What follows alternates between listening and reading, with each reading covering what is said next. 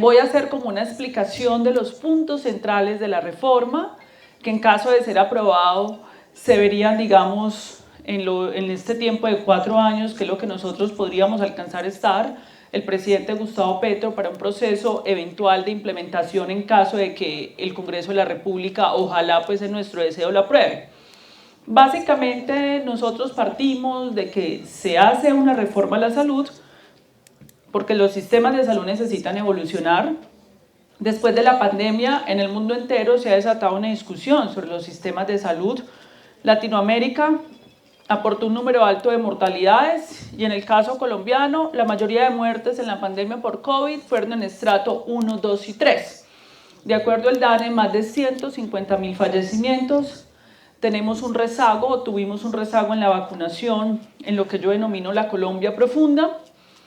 Tenemos unos indicadores trazadores de salud pública preocupantes. Yo siempre hablo de la mortalidad materna y la mortalidad infantil, que en cualquier estado y nación son indicadores del desarrollo de un estado y de una nación, y Colombia no sale bien librada respecto a la mortalidad materna, la mortalidad infantil, perinatal, y Colombia no sale bien librada en los estudios de equidades del sistema de salud, en donde la zona dispersa y rural, campesina, pero también las zonas populares urbanas son las que aportan la mayoría de estas mortalidades, lo que habla de una inequidad en este sistema de salud.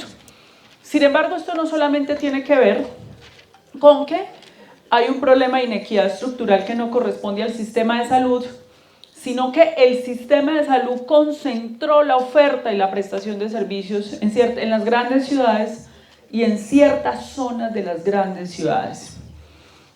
Como una pedagogía sobre este tema, el sistema de salud tiene una financiación completamente pública. Es una financiación que desde la Ley 100 de 1993, que crea el Sistema General de Seguridad Social en Salud. Yo creo que eso es uno de los pasos más importantes que dio la Ley 100.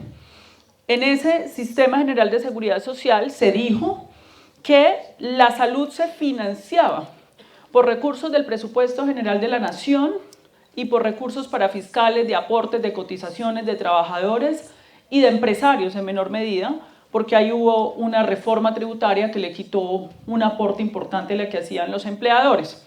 Entonces es un sistema financiado por la gente, por los impuestos y por los aportes de las cotizaciones. Esos recursos son recursos públicos con destinación específica de acuerdo a la Corte Constitucional. Es decir, son recursos públicos, no son recursos privados. Pasó algo y es que evidentemente estos recursos, el Estado hizo una delegación de la administración de estos recursos en particulares. Empezamos con 150 particulares administrando un solo sistema de salud, lo que nosotros denominamos la administración privada de los recursos públicos. Como decía mi maestro José Félix Patiño, 150 burocracias para administrar un solo sistema de salud. Eso solo pasa en Colombia. De hecho, uno de los objetivos de esta reforma es desburocratizar el sistema, porque son demasiadas manos incontrolables para administrar los recursos públicos de todos los colombianos. Esto derivó de que a lo largo de 3 décadas hicieron inversiones para construcción de camas hospitalarias. Eso nos parece un avance, no nos estamos negando a los avances de haber construido clínicas, hospitales, camas. El problema es que esto se concentró solo en unas partes del país, como lo hemos dicho, norte de Bogotá, occidente, en el caso de Medellín una parte del centro, el Poblado. En Cali hay un circuito donde está Valle del Lili, Banaco, y el resto de la sociedad, específicamente 17 millones de colombianos de la Colombia profunda, rural y urbana, pues quedaron prácticamente lanzados a la nada. El sistema actual genera un principio de costo-efectividad. Donde haya rentabilidad financiera, abrimos servicios de salud. Pero resulta que las salas de partos no son rentables en la mayoría del territorio nacional, ni los servicios de urgencias, ni la prevención es rentable, ni la promoción de la salud. Terminamos con más de 600 municipios impuestos de salud en su zona rural en el país, 300 sin sala de partos. y municipios donde un ciudadano tiene, en Cundinamarca un ciudadano tiene que seguir de largo por 50 municipios porque no hay un servicio de urgencias, y eso pasa en el Tolima, y eso pasa en Antioquia, y eso pasa en todo el país. Se cerraron varios servicios de salud en Colombia, porque la lógica es donde no hay rentabilidad financiera, no hay oferta de servicios de salud. ¿Y dónde es rentable? En las zonas donde yo pueda vender prepagada, servicios complementarios y donde pueda hacer otras cosas, pero en esa Colombia, el 80%, nuestro pueblo es muy vulnerable, el 80% de nuestra población es población en condición de pobreza o vulnerabilidad económica, es decir, vive de la informalidad. Nosotros somos una ciudadanía mayoritariamente informal. Gente privilegiada como yo, como muchos de los que estamos acá, no somos la mayoría del pueblo colombiano. La mayoría del pueblo colombiano no tiene acceso a la educación superior, no tiene la posibilidad de 1 millón de pesos para pagar una prepagada. Entonces yo sí hago una invitación a las clases medias de este país, de las cuales somos la mayoría de nosotros, a tener empatía con las mayorías, con las comunidades urbanas y rurales de nuestro país, porque el pacto social del aseguramiento social, que es distinto al seguro social que hicimos los colombianos, era todos ponemos, y los que no nos enfermamos financiamos a los que se enferman. Hoy todos los colombianos estamos financiando las enfermedades de alto costo, estamos financiando las enfermedades huérfanas. Ese es el pacto del aseguramiento social, y ese pacto era para que hubiera cobertura y acceso universal. Ese fue el pacto social que los colombianos hicimos. Pero eso no pasó. En el sector se instalaron una serie de negocios, intermediaciones de la intermediación, desperdicio de recursos públicos y una pérdida de control de recursos por parte del Estado. Hoy existe un fondo ADRES. ¿Cómo funciona el sistema? Ese fondo ADRES recauda todos los recursos, contabiliza los recursos del presupuesto general de la nación, recauda todos los recursos de las cotizaciones, pero aparte de eso, ese fondo ADRES es un girador. Ese fondo ADRES gira a las EPS, se entrega a las EPS aproximadamente 60 billones de pesos al año, y ahí se perdió el control de esa plata, porque la superintendencia es un girador ciego. De ahí en adelante viene toda la cadena, digamos, donde habrá gente que ha hecho cosas muy buenas, seguramente hay cosas muy buenas, pero otras que no sabemos qué pasó con esa plata, y es mucha plata.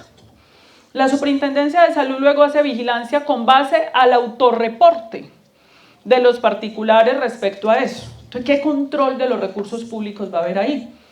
Hoy tenemos deudas que superan los 23 billones de pesos, de acuerdo a las cuentas por pagar registradas en la Superintendencia de Salud, que pueden ser más, mucho más, porque otra cosa son las cuentas por cobrar de las clínicas y hospitales. Un sistema de salud que se acostumbró a que hay deudas mayores de 1 año, 2 años, que un trabajador le pagan cada 5 meses o no le pagan, o le pagan a destajo. Eso no es serio. Eso no ocurre en ningún sector de la economía, en Colombia ni en el mundo. Y este sector se acostumbró a eso. Hay un contrato y luego le castiga, ¿no? Te doy cualquier cosita ahí. Y entonces empieza la clínica a mendigar, el trabajador a mendigar, y nos acostumbramos a eso y nos parece que eso es normal. Mientras le dicen al mundo a través yo no sé de qué estudios que este es uno de los mejores sistemas de salud del mundo. ¿Cómo va a ser uno de los mejores sistemas de salud del mundo con los niveles de exclusión? Cuando la Superintendencia de Salud registró el año pasado 1.200.000 quejas, peticiones y reclamos, mayoritariamente en grandes ciudades, que es donde la gente puede quejarse, porque el resto del pueblo colombiano se resigna en la Colombia profunda, que sea el médico tradicional, la partera, o sus propias creencias culturales quienes les salven la vida. Pero quienes se pueden quejar fueron 1.200.000 quejas el año pasado, más de 400.000 suplicando por la vida. Ese es el tamaño de lo que ha pasado en Colombia. Entonces, en ese sentido vamos a reconocer, por supuesto, los acumulados. Uno de los grandes avances de la Ley 100 fue el aseguramiento social. Eso hay que mantenerlo, la forma de financiación del sistema.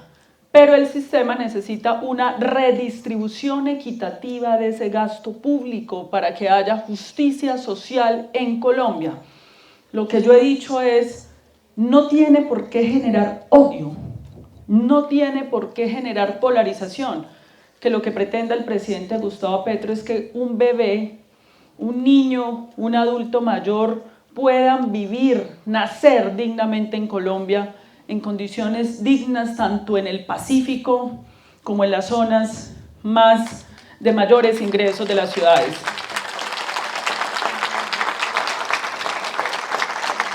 Tenemos que ser capaces de ponernos de acuerdo, porque esto es un Estado social y democrático de derecho. Tenemos que ser capaces de que la vida se garantice en Colombia, que ese niño nazca, ese niño estudie en las zonas más vulnerables, que pueda salir adelante, que pueda ser vacunado, que si el niño se cayó, se raspó y tuvo una fractura, tenga al menos a una distancia de 1 hora un servicio de urgencias. Y tenemos la plata para hacerlo. Tenemos la plata. El sistema de salud es el segundo presupuesto más alto de la nación, pero está rodando sin control por este país. Entonces, en ese sentido, en eso consiste la reforma. 3 elementos de la reforma. Elemento central: el sistema de salud debe estar basado en la atención primaria en salud, y en eso ya hay un consenso en el país. ¿Qué es la atención primaria en salud operativamente? La atención primaria en salud, les voy a explicar cómo funcionaría esto, y esto no es nada del otro mundo, esto ya existe en Colombia. Todo EPS, en la actualidad cuando usted lo van a atender, que no lo atiende la EPS sino la IPS, usted la primera cita se la dan en una IPS primaria.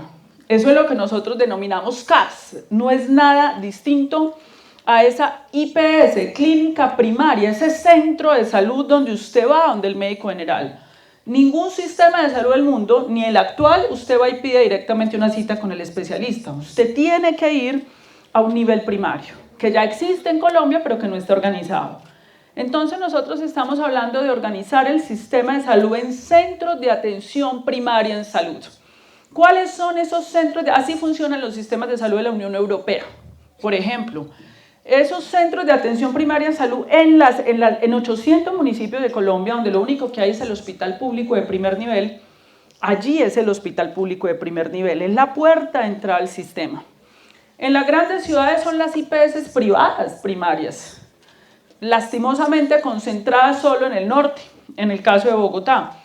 Ahí es donde tenemos que hacer un esfuerzo de que 4 millones, por ejemplo, de bogotanos, pero que también es el caso de Ibagué, pero que también es el caso de Medellín, tengan ahí a la cercanía de su casa ese centro de atención primaria en salud, donde está el médico general, donde está el odontólogo, el higienista, donde hay un bacteriólogo, donde hay un equipo extramural que va al territorio a ver si el niño se vacunó, no se vacunó, a mirar, hacerle los exámenes a la mamá, hacer el tamizaje, y si encuentra de pronto a la mamá enfermita, pues de una vez le puede recetar ahí. ¿Para qué vamos a...? La mayoría, el 80% de las patologías y enfermedades se resuelven en el nivel primario,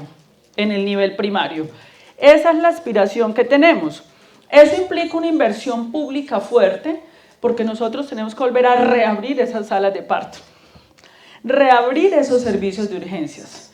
Vamos a necesitar un personal de la salud que se vaya a ese territorio disperso, y para eso, dentro de la cuantificación de la reforma, tenemos cuantificado unos incentivos para que ese médico, esa enfermera sea mejor pago en esos territorios, pero además, en ese centro de atención primaria en salud hay una avanzada ambulatoria de especialistas básicos.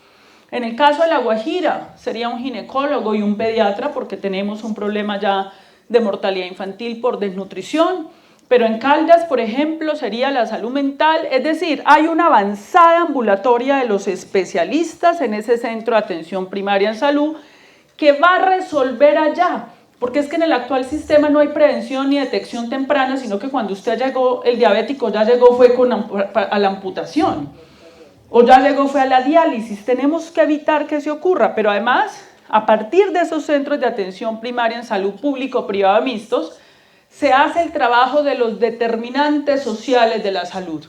Por ejemplo, el Centro de Atención Primaria en Salud de Caucasia tiene que trabajar los centros el tema del mercurio en el agua de la minería de cielo abierto, que tiene relación con la falla renal. Y por supuesto que al Hospital de Caucasia hay que ponerle unas unidades de diálisis renal, pero esto tiene que ir acompañado de una política medioambiental, minera, frente a un determinante social de esa enfermedad y de la salud. Esa es una gestión del territorio que se llama, de acuerdo al derecho fundamental a la salud, los determinantes sociales. Esa es la puerta de entrada al sistema. Entonces, aquí en Ibagué, por ejemplo, el sistema usted le va a dar dos opciones. Escoja el centro de atención primaria en salud cerca a su casa o cerca a su trabajo. Y usted escoge. Pero además, ese centro de atención primaria en salud tiene una red de mediana y alta complejidad, pública-privada. Para que de ahí, si se detecta a alguien enfermo, se fue a la red de mediana y alta complejidad en su territorio prioritariamente. No lo que pasa hoy, que la EPS hace integración vertical, entonces me contaban ayer, esto es de todos los días. Tienen un paciente en Medellín y lo mandan a hacerse un trasplante a Bucaramanga, cuando Medellín tiene clínicas para hacer trasplantes. Eso pasa todos los días. Esto es un desperdicio permanente de recursos y a incomodar al ciudadano. Ese centro de atención primaria en salud privilegia esa red de mediana y alta complejidad en el territorio. Y esa red de mediana y alta complejidad tiene que tener todos los servicios que necesita un ser humano. Si esa red no los tiene, porque por ejemplo en el Baupés no vas a tener esos servicios, el sistema tiene que proveer en la región contigua ese servicio. Hay procedimientos, por ejemplo, como grandes trasplantes, algunos trasplantes que solo lo hacen 2 clínicas.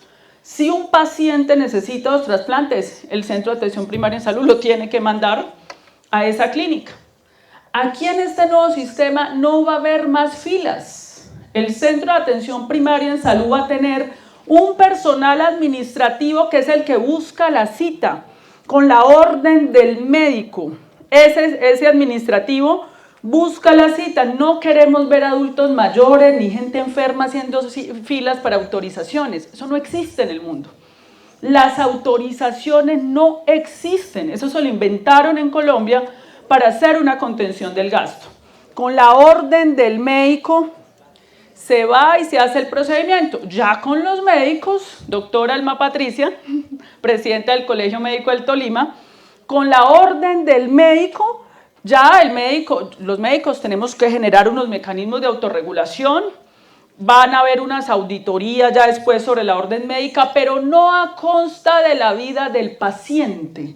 Hemos perdido muchas vidas en Colombia porque un médico dice que hay que hacerse un procedimiento y aparece por allá, quién sabe, un administrador tercero desde una oficina a decir que no. Y 4 meses después llega el paciente con el cáncer cuando ya no se puede operar. Así se han perdido muchas vidas en Colombia. Y eso fue lo que pasó el año pasado.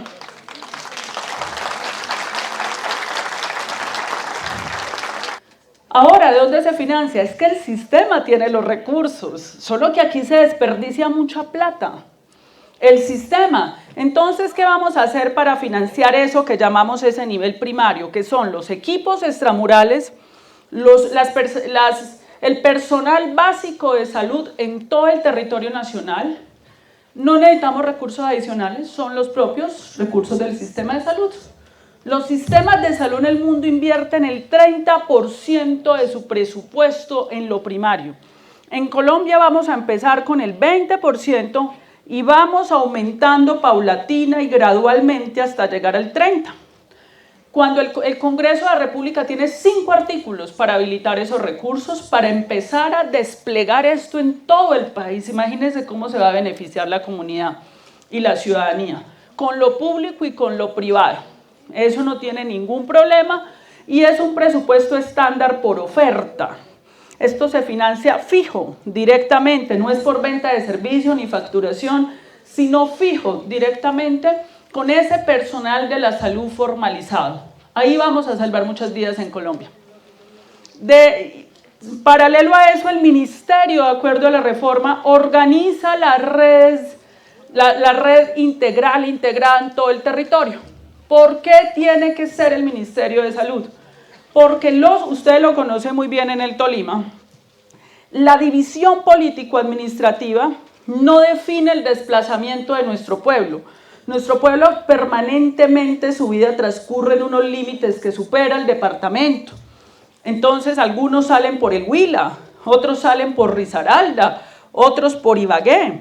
La red de prestación de servicio la tiene que construir el ente nacional para poder organizar el acceso más cercano. Por ejemplo, para un habitante de Cartago su capital no es Cali, es Pereira. ¿Para qué lo vas a mandar para Cali si a media hora ya está ahí?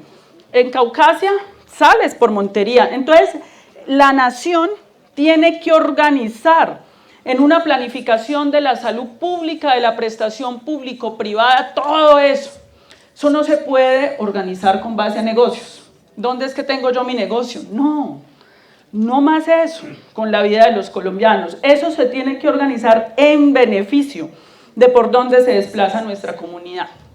Y por supuesto que tiene que haber un esfuerzo fiscal del gobierno colombiano para reconstituir la red pública de hospitales.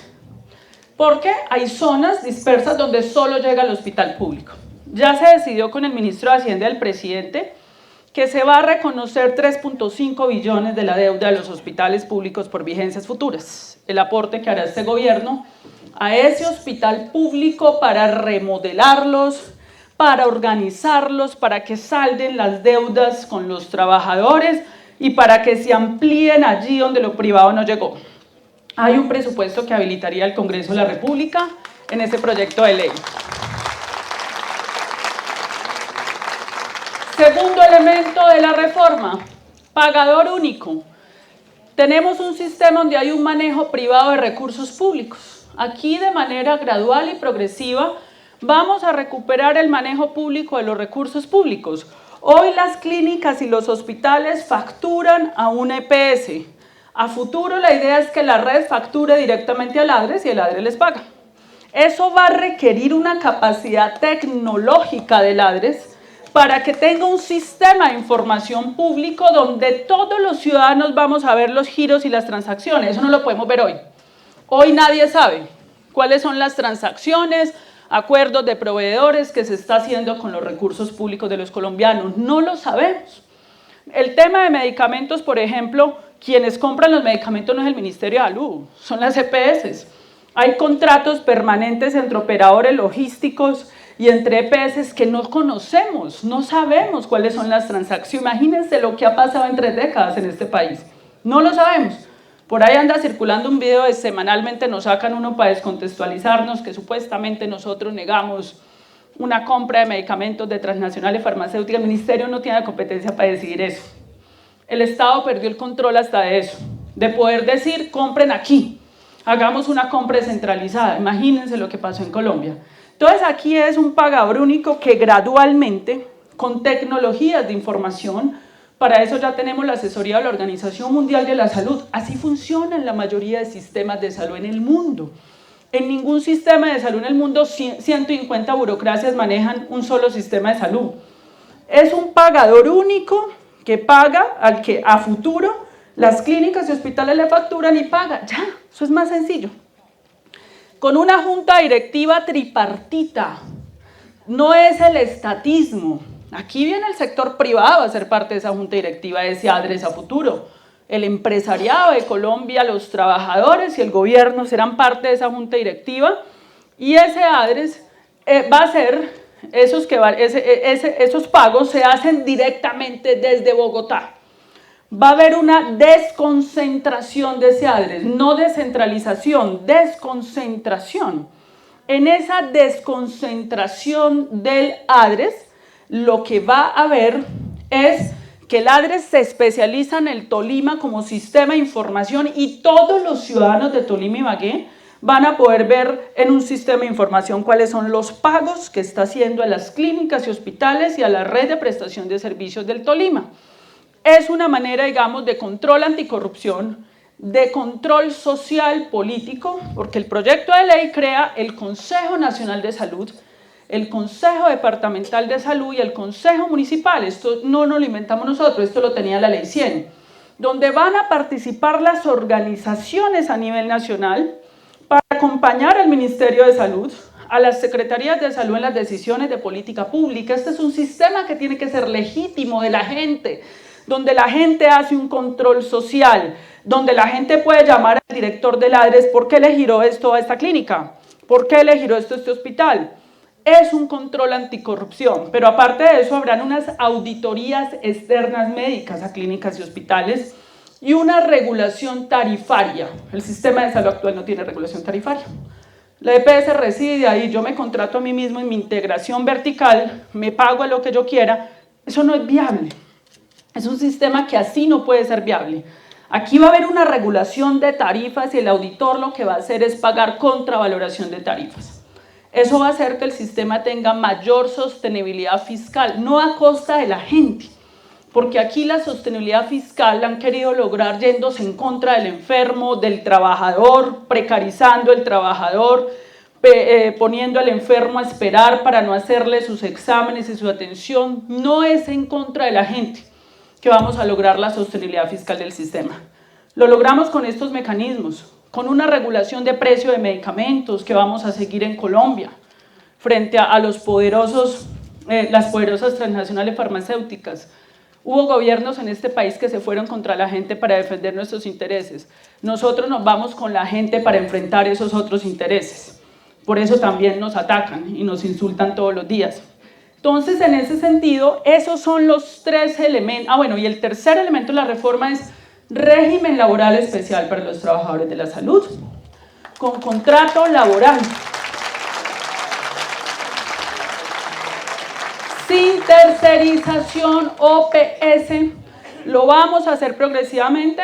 Empezaríamos en el nivel primario con los hospitales públicos y es la manera de cuidar la vida de quienes cuidan la vida en Colombia. Tenemos los recursos para hacerlo, vuelvo, insisto. En la medida que se reduzcan negocios, la plata rinde más. Entre menos intermediaciones haya y la plata vaya más directa, rinde más para lo que debe gastarse la plata del sistema de salud. Esos son los tres elementos centrales. Ahora bien, señor rector, le quería hacer una propuesta porque esto, si el Congreso de la República lo aprueba, va a requerir un personal de la salud que recupere una vocación comunitaria, una vocación de servicio, de trabajo con las comunidades, un médico, una enfermera que tenga una vocación de atención primaria en salud. Yo que soy egresada y soy profesora de universidades, sé que el actual sistema no dio la opción. Un médico, ¿dónde va a practicar atención primaria de salud si eso no existe en Colombia? ¿O dónde va a practicar una enfermera atención primaria si eso no existe? Esto va a implicar una readecuación, digamos, que es decisión de la autonomía universitaria. Pero hay una decisión del presidente de la República con la ministra de Educación de que parte del presupuesto de matrícula cero vaya a formación de personal de la salud en Colombia.